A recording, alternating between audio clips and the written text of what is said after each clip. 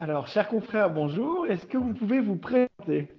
Alors, Nader Pérou, je suis responsable d'une consultation pour personnes souffrant d'un trouble déficit d'attention et d'hyperactivité de l'adulte à Genève, aux hôpitaux universitaires. Je suis également professeur à l'Université de Genève sur une thématique qui est la régulation des émotions. Donc, je m'intéresse aussi beaucoup aux troubles de personnalité borderline et donc à la comorbidité du TDAH avec les troubles de personnalité. Voilà. D'accord. Alors, est-ce que vous pouvez nous parler, ce que vous savez, en France, le TDAH de l'adulte, c'est un petit peu un sujet tabou.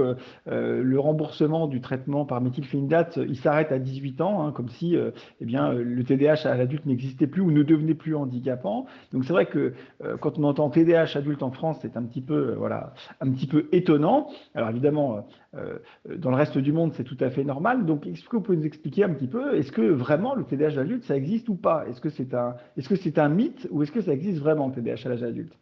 Alors, le TDAH adulte existe. On a de nombreuses preuves scientifiques de l'existence de ce trouble, des études qui sont déjà anciennes, hein, qui ont plusieurs dizaines d'années, les premières dans les années 80 et même avant, qui montrent clairement la persistance du trouble à l'âge adulte avec la même symptomatologie, ce qui n'est pas si étonnant. Hein. C'est pas miraculeusement qu'à 18 ans, on va avoir tous les symptômes qui disparaissent, et c'est pas parce qu'on part de son pédiatre pour aller vivre sa vie chez un généraliste qu'on va avoir une disparition de tous les symptômes qu'on avait juste le jour avant ses 18 ans. Donc, c'est pas un scoop.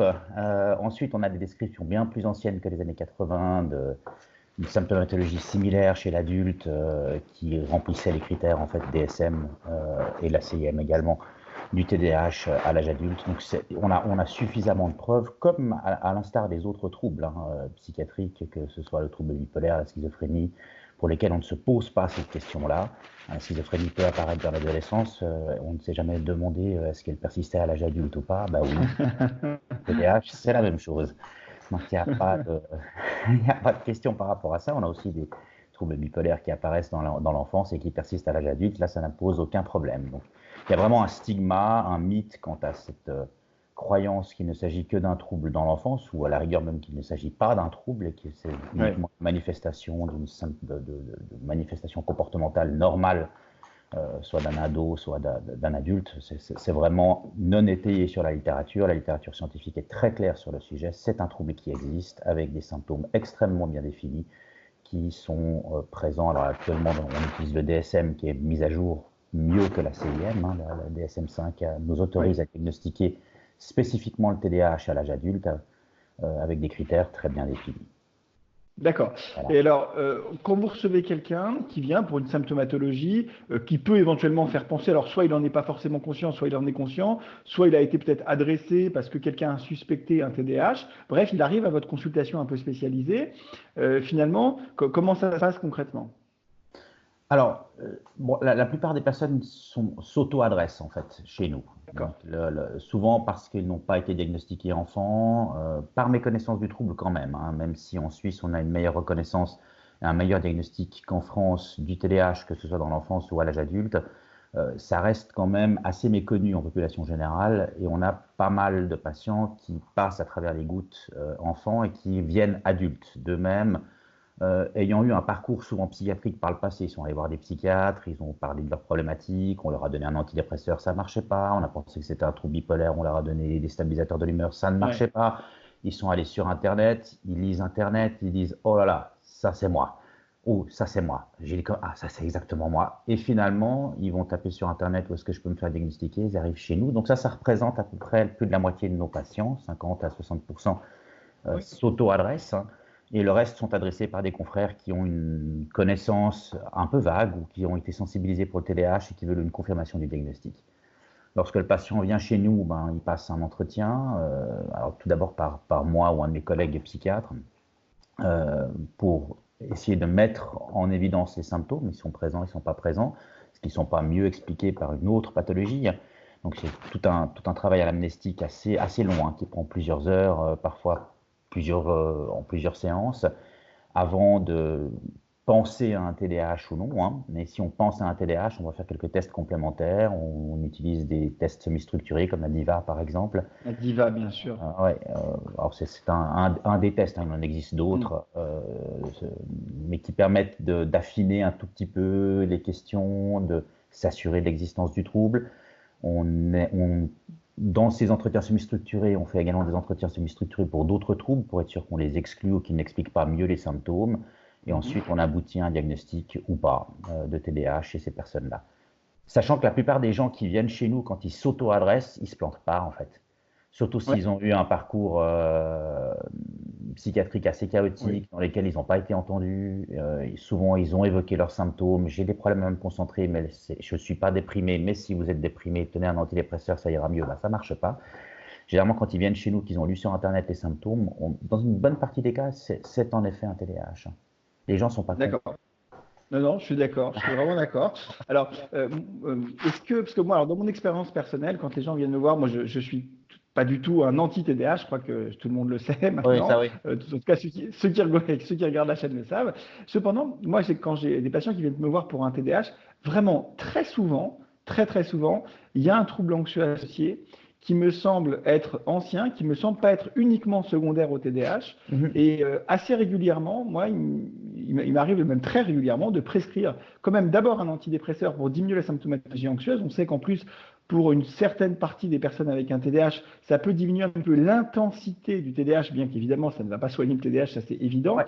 Et moi, j'ai quand même, alors je ne sais pas si c'est votre cas, mais Alors j'ai c'est quand même juste une... ça. Ouais. C'est juste, sauf que nous, comme on a un centre tertiaire Ah oui, hyper spécialisé, s'il y a eu trouble anxieux ou s'il y a eu ah dépression, oui, ces d'accord, personnes ont souvent déjà été traitées pour cette d'accord, pathologie-là et ils viennent nous voir parce qu'il y a des symptômes qui sont résiduels malgré le traitement du trouble anxieux ou malgré la c'est dépression ça. ou malgré une autre pathologie sous-jacente qui ne s'expliquent pas par l'anxiété qu'ils ont traitée. Alors oui, tout à fait, la grande Ouais, majorité de nos patients ont eu une comorbidité, alors ouais, anxieuse, dépressive bien à un sûr. temps donné.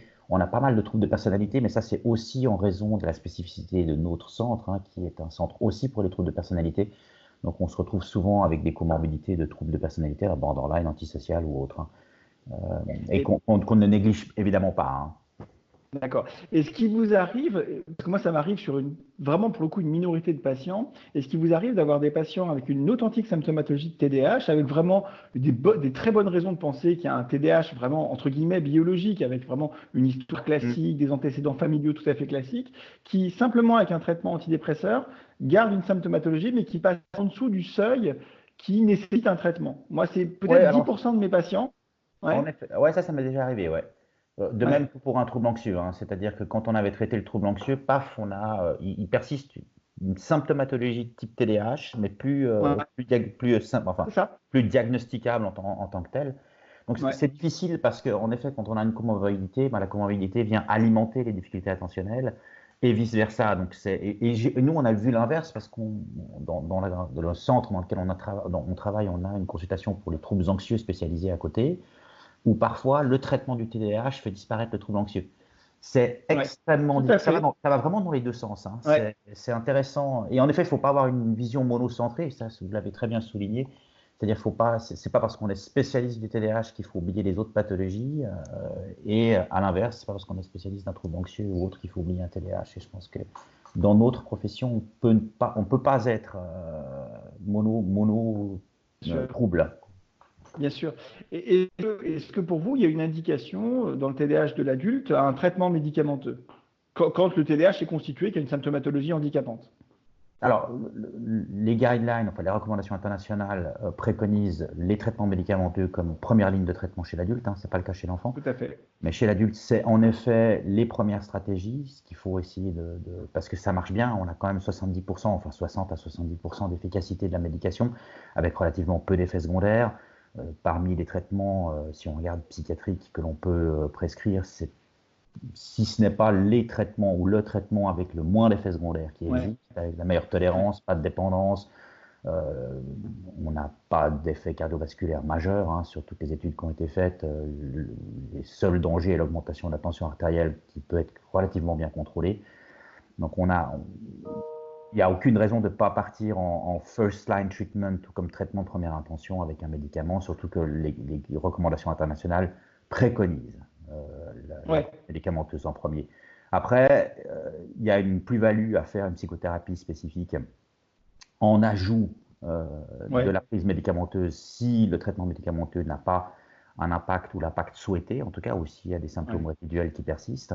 Donc là, il faut évidemment proposer une psychothérapie, mais faut-il encore savoir comment travailler en termes psychothérapeutiques avec des patients TDAH, parce que faire une Ouais. TCC basique avec un sujet TDAH qui a des problèmes d'organisation, de planification des tâches ou qui a des difficultés attentionnelles, il faut savoir travailler ça avec ces patients-là.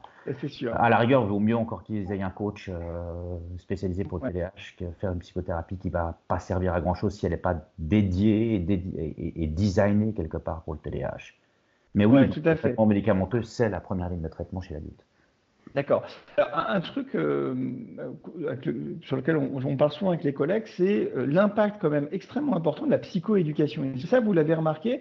Est-ce que vous avez remarqué que les patients TDAH étaient particulièrement sensibles en termes ensuite d'impact sur leur qualité de vie à la compréhension de leurs troubles en détail? Est-ce que ça Oui, est-ce que par exemple vous faites vous de la psychoéducation? alors nous, Ouais. on fait systématiquement de la psychoéducation, donc ça fait Ouais. partie aussi de la phase de diagnostic. C'est pour ça qu'elle est longue chez nous, parce qu'on on aboutit aussi au diagnostic par le biais de la psychoéducation, en expliquant les symptômes, d'où est-ce qu'ils viennent, comment ça se présente, comment ça va se manifester, etc. Donc on a plusieurs entretiens aussi qui aboutissent lors de la phase de diagnostic à faire de la psychoéducation. Et en effet, l'impact est assez impressionnant hein, quand un patient comprend Ouais. pourquoi depuis tout petit il a des difficultés à porter l'attention à des choses ennuyeuses ou rébarbatives. Pourquoi est-ce qu'il lâche dans une conversation, pourquoi est-ce qu'il est impulsif et il répond n'importe comment ou il dit tout haut ce qu'il ne devrait pas dire à ses supérieurs hiérarchiques, par exemple.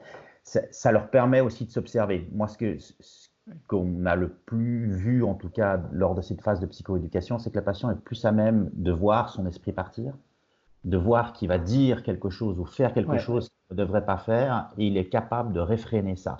Donc, Ouais. la psychoéducation a un impact important, mais ça, c'est pas uniquement notre impression clinique, hein, la littérature le montre. Un des aspects les plus importants de l'efficacité des psychothérapies pour le TDAH, c'est la partie psychoéducative. Mais ça, c'est Ouais. pas uniquement vrai pour le TDAH, c'est vrai pour l'ensemble des Bien troubles sûr. Bien psychiatriques. sûr. Pour l'autre trouble qui m'intéresse, qui est le trouble de personnalité borderline, c'est la même chose. Hein. Pour les psychothérapies spécialisées pour le trouble borderline, l'aspect le plus important, le plus efficace, ou un des aspects les plus efficaces, est la psychoéducation. Hmm, hmm, effectivement. OK. Quelles sont les comorbidités les plus fréquentes que vous recevez chez les personnes souffrant d'un TDAH? Donc, vous avez parlé de dépression, de troubles anxieux, aussi de troubles borderline. Est-ce qu'il y en a d'autres? Par exemple, le trouble du spectre de l'autisme.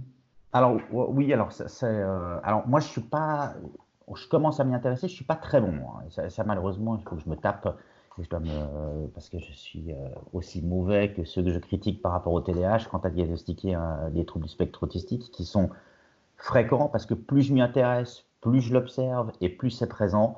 Donc, en effet, je pense que c'est une pathologie, enfin la littérature nous montre que c'est une pathologie fréquemment présente hein, chez les personnes souffrant de TDAH. On a ainsi entre 15 et 40%, hein, c'est pas négligeable, ça dépend des Ouais. études, mais des patients TDAH qui auraient des symptômes du spectre autistique, pas forcément le syndrome en Hmm, complet, mais en tout cas des symptômes du spectre autistique. Moi, enfin, j'étais pas sensibilisé auparavant, donc je l'observais peu. Maintenant que je suis sensibilisé, en effet, je tombe dans ces chiffres-là. Hein. J'ai facilement un sujet sur trois, un sujet sur quatre qui présente en tout cas des symptômes du spectre autistique. Donc oui. Les autres pathologies, évidemment, celles-ci, j'avais été plus sensibilisé parce que j'avais eu des cours durant mon cursus ouais. de formation postgraduée sur le trouble anxieux, le trouble bipolaire, la dépression. Donc ça, je n'ai pas eu de peine à les mettre en évidence. Mais comme j'ai jamais eu de cours sur le syndrome du spectre autistique à l'âge adulte, comme pour le TDAH d'ailleurs, et comme pour les Bien troubles de sûr. personnalité d'ailleurs, ceux-là, j'ai mis plus de temps à les trouver comme comorbidité chez ces sujets. Mais c'est regrettable. Mais oui, donc il y D'accord. a beaucoup de comorbidités. D'accord. Et qu'est-ce que vous donneriez comme conseil à une personne qui suspecte qu'elle souffre d'un TDAH? Qu'est-ce que vous lui diriez? Alors, bon, qui suspecte, je lui dirais déjà d'en parler s'il y a un médecin généraliste ou s'il y a, Mm. peut-être qu'il y a un psy, j'en sais rien. En tout cas, d'en parler à son psychiatre ou à son médecin généraliste et de ne pas rester sur un non, c'est pas ça. Parce que ce que montre, ce que montre la littérature aussi, hein, je viens de faire, je vais faire un topo d'ailleurs au congrès à Paris, à l'Encéphale 2020, sur justement la méconnaissance du trouble, qui n'est pas que française ou suisse, elle est européenne aussi, hein. On a ainsi environ 55 à 60% des patients TDAH adultes qui se sont plaints de leurs symptômes à leur médecin généraliste ou à leur psy sans que rien n'ait été fait. Et ils ont consulté que 10 ans après la première évocation des symptômes à un spécialiste en santé mentale ou en médecine. Donc, ne restez pas sur un non si votre médecin ne croit pas à l'existence du trouble ou n'a aucune connaissance du TDAH, parce que c'est peut-être pas aussi qu'il n'y croit pas, c'est qu'il n'a peut-être eu aucun enseignement, hein, aucune formation, ce qui a été mon cas d'ailleurs, hein, sur le TDAH adulte. Moi, j'ai découvert ça que très tardivement, mais intéressant tout seul. Donc, si il pense avoir, ou si une personne pense avoir un TDAH, si son médecin n'y croit pas ou ne reconnaît pas ces symptômes-là, il faut aller voir quelqu'un d'autre. Puis essayer de trouver quelqu'un qui est un spécialiste du TDAH, ou en tout cas qui se dit spécialiste du TDAH, et essayer de voir s'il peut mettre en évidence ou pas un TDAH. Est-ce que ces symptômes dont je souffre en tant que personne sont expliqués par un TDAH ou pas? Parce qu'après, on peut avoir des problèmes de concentration, comme on l'a évoqué tout à l'heure, qui peuvent être expliqués par de la dépression, un trouble anxieux, un syndrome du spectre autistique ou autre. Donc, ce n'est pas forcément un TDAH. Tout à fait. Alors, j'ai récemment interviewé le professeur Barclay, que vous connaissez évidemment, Oui, et qui présentait les choses d'une manière tout à fait qui est intéressante, je trouve, et qui semble être relativement nouvelle, en expliquant que il y a plein de choses finalement pour lesquelles les gens viennent voir leur docteur, qui sont, je sais pas, moi, j'ai du mal à me restreindre sur le plan alimentaire, j'ai du mal à arrêter de fumer. J'ai besoin de ceci ou de cela et c'est mauvais pour ma santé, qui sont en fait favorisés grandement par le TDAH. Et donc finalement, ils présentent le TDAH comme effectivement un processus chez l'individu qui va avoir un impact sur énormément de facettes de la vie, énormément de choses qui peuvent vraiment le mettre en danger. Alors, la conduite automobile, les drogues, le poids, etc. Même, il parle aussi purement sur le plan professionnel, hein, de mes performances professionnelles dans l'entreprise, etc., etc. Alors, je voudrais savoir si vous trouvez que cette présentation-là, elle est intéressante ou pas. Et donc lui, sa conclusion, c'est de dire que certes, il y a le corps des symptômes du TDAH, hein, l'impulsivité, la distractibilité, mais qu'il faut aussi s'intéresser à l'impact que ça a. Et pour traiter, je dirais, la dépendance, par exemple, au toxique, eh bien, il faut aussi s'intéresser au TDAH parce que sinon, on aura beau essayer de traiter, je ne sais pas moi, la dépendance à l'alcool, eh bien, on aura beaucoup de difficultés si le TDAH persiste. bon, alors je partage entièrement cette vision du trouble, hein, c'est-à-dire qu'on va, et qui est rapportée aussi dans la littérature, c'est qu'on a une bonne partie des patients qui vont consulter pas pour des difficultés attentionnelles ou pas en raison d'une hyperactivité ou d'un besoin de bouger sans cesse, mais pour des problèmes annexes qui sont secondaires au trouble. Mm. Problème d'emploi, problème de drogue, problème d'accident de voiture, problème de difficultés alimentaires, etc., etc. Donc oui, dans l'absolu, il faudrait chaque fois qu'on a un patient qui vient, qu'on soit médecin généraliste ou psychiatre, et qu'on a des symptômes qui sont des avatars en fait de problèmes de régulation émotionnelle. Si on prend, si c'est un Tout à sujet qui fait. m'intéresse évidemment plus, mais si on regarde la dépendance aux drogues, l'impulsivité, qui peut être par exemple se retrouver souvent dans les bagarres, ou la difficulté avec la prise alimentaire, donc avoir des crises de boulimie ou autres, tout ça sont des comportements dysfonctionnels, souvent, en tout cas dans la plupart ou la majorité des cas, associés à la dérégulation émotionnelle, qui est un des symptômes qui n'est pas dans le DSM, dans les critères officiels du trouble, mais qui Exactement. est présent chez 80% des patients souffrant d'un C'est TDAH. ça. Et, Exactement. et C'est donc, je là, partage effectivement. entièrement cette vue-là. C'est-à-dire que si on regarde et qu'on change un peu de lunettes et qu'on se dit, ben, à la place de regarder les core symptômes de l'ADHD, je regarde ce qu'il y a en annexe, on va tomber sur la dérégulation des émotions, et sur les problèmes comportementaux liés à cette dérégulation émotionnelle-là. Donc oui, je partage entièrement l'avis de Barclay sur ces patients. Ok, super. Merci beaucoup. Est-ce qu'il y a quelque chose dont on n'a pas parlé qu'il faudrait rajouter? Non, non, non, c'est parfait. Eh Comme, ben, comme super, merci infiniment pour cette vraiment merci à gentille vous. interview tôt le matin. Et puis, bah, j'espère qu'on se reverra bientôt. Bah oui, alors à tout bientôt. Merci Au beaucoup. plaisir. Au Au revoir. revoir.